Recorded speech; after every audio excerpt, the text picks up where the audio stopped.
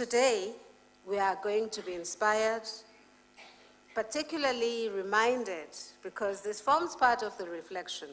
And one of the things that really excite me, being part of the Muslim civil society, is understanding that this is what has been one of the pillars in our struggle. The liberation we talk about today draws from the progressive nature of the people in the room and also those who were there before them. And it is indeed exciting to see that this continues in a very collaborative manner to make sure that the future is in the right hands. So we're here as part of making sure that our future happens, and we are here to make it happen. So let us just quickly get some inputs to remind us about the historical contribution to social justice in South Africa by particularly the Muslim civil society.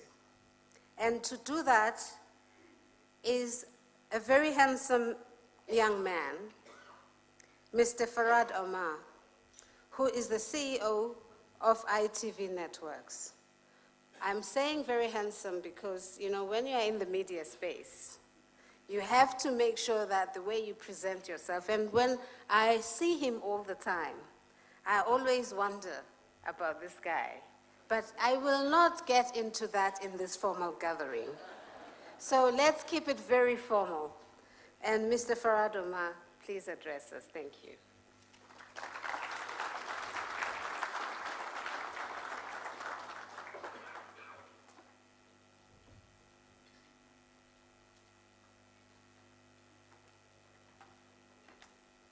Madam Program Director, thank you. The Honorable Deputy President of the Republic of South Africa, Mr. Cyril Ramaphosa, the Honorable Ismail Vadi, the many ambassadors and past ministers that are here, as well as all of you brothers and sisters, Assalamu alaikum wa rahmatullahi wa barakatuh. Allah subhanahu wa ta'ala says in the Quran in chapter 57, verse 25, "Surely we have sent down our prophets with clear signs, and sent down with them the book and the scales of justice, so the people may conduct themselves with social justice." Bismillah ar-Rahman ar-Rahim. Every country has its history, but South Africa has a history dripping with jewels of people who fought to turn an unjust society around into a mine of treasures, creating a priceless melting pot of individuals ready to set aside differences and stand together to ensure our history remembers where it all started. The strongest diamonds are formed under the highest pressure and temperatures. As we sit here in the city of gold, let us pay homage to our people who have never given up during our country's most challenging times. Nelson Mandela, the father of our Democratic Republic of South Africa, once said, "In the face of European colonialism, Islamic communities took their place along the whole spectrum of resistance politics, including the struggle against apartheid." Numerous Muslims played a bigger role in the apartheid struggle than most people are aware of today. Some iconic members of the Muslim community who were at the forefront of many pivotal roles in the struggle against apartheid were Imam Abdullah Harun, Ahmed Timur, who were both killed by the apartheid security police. Ahmed Kathrada spent 26 years on Robben Island with Nelson Mandela.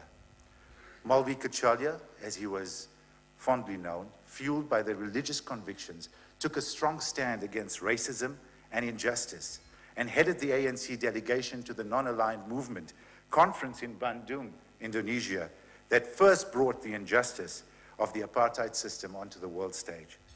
We forget that the apartheid struggle was for all South Africans at the time, and that many Muslims were also forced into exile.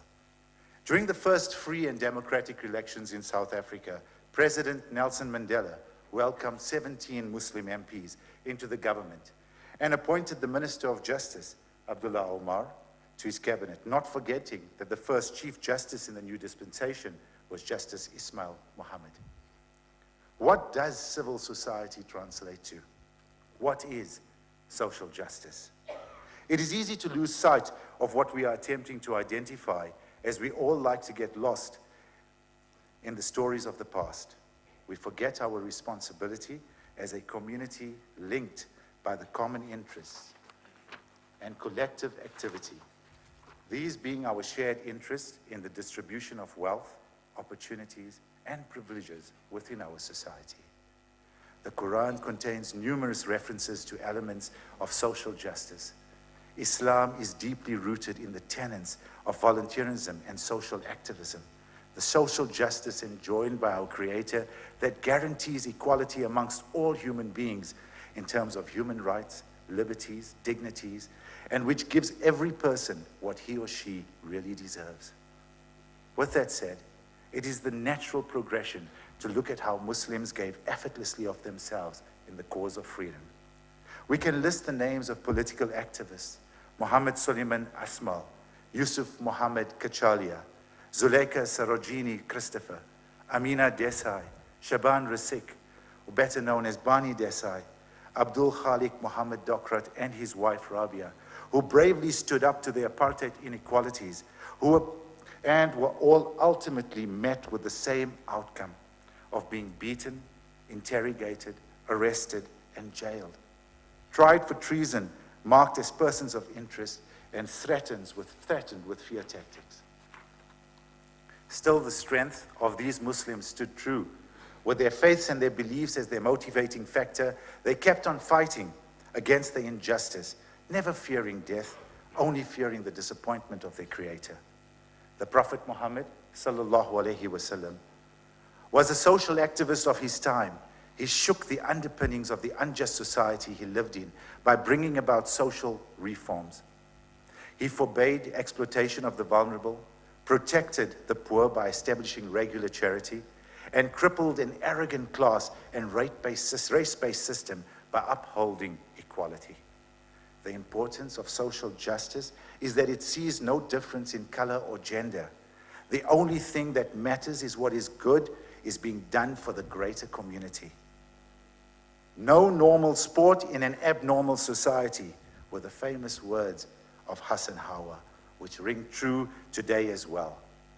Qasim Muhammad Bassa devoted his life to the community and non-racial sports. His greatest impact was amongst the visually and hearing impaired community members. Khadija Christopher, organizer of the Child Welfare Society. For 17 years, she gave of herself to work with family and child welfare, where she cared for thousands. She chose prison as she was convinced that the Ghetto Act came down with greater harshness on the unfortunate poor. The Muslim women were often the leaders in the protests or organizations. Rahima Musa, her sister Fatima Sidat, and Fatima Mir are true examples of this. Rahima and Fatima were prominent during the 1950s women's movement. Fatima married Dawood Sidat, and after being arrested, threw herself into the activism. Musa's legacy still lives on today. Their contributions, a tribute as they spoke out against the exploitations of the vulnerable. After being involved in apartheid from the age of 16, guided by the principles of the Prophet Muhammad sallallahu alaihi wasallam, who protected the poor by establishing regular charity, Mir in the 1990s became concerned with the rising poverty levels in townships, where residences were unable to pay for water and utilities due to the unemployment, and thus became the voice of urban residents, and stood out from other anti-apartheid activists who refused to speak out against anti-poor policies. Icons of the anti-apartheid struggle, such as Yusuf Muhammad Dadu, who saw the struggle was in need of sincere, courageous revolutionaries who could capture and fire the imagination of the toiling masses, who could speak the language the people understood, and were prepared to make the personal sacrifices demanded by life and death struggle. Dadu was one such revolutionary. He illuminated the political landscape and assisted in the crumbling of the arrogant class and race-based systems by upholding equality. However, the contribution to social justice does not begin or end with politics. The many advocates of change during this regime are documented in the reams of pages, but tonight, let us breathe life back into the spines even if it is just the spines of books for now. May it send shivers down yours and inspire you to conduct your own change. The written word, even though heavily censored, still found its way out of prison cells and into the ink of journalists' pens. One such journalist was Amin Echowiah, a man who always held up a light to the truth, but never sacrificed the professional independence, which was the ground on which he stood. Echowiah was also aware of the enormity of challenges facing the future ANC government, and warned that the real fight would be on the economic front, and that is where government is either made or broken. There is a question of housing, education, unemployment. I think those are the three crucial issues in this country. In a country torn apart by violence, a promise of freedom and peace was whispered throughout the scorched lands, and those who could heal heard it.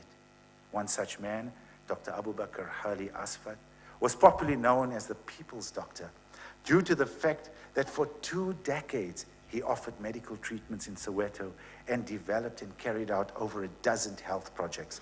Working closely with Albertina Sisulu, Asfat actively worked at bridging the gap in the healthcare that the apartheid regime had created. These people lay silently on this paper as words, and as I read them, I allow them another chance to live, and they live with as much vigor as they did when they gave life to the commitment of the ideas of social justice. We cannot forget the teachings of our Creator, nor the sacrifices that were made by our predecessors in order for us to live as both Muslims and South Africans. Let us pay our respects to those who have passed, to those that still bless us with their untold stories, but most of all, let us pay our respects to those who shall succeed us. May they learn to give as selflessly as those who helped free us from the oppression of apartheid, as too quickly are our youths forgetting the privilege they have been in being part of this democracy. May our Muslim youth teach and practice the tradition and law of social justice. May the melting pot of diversity forever mix an abundance of difference and forever have the wealth of equality. Jazakumullahu khairan. Assalamu alaikum.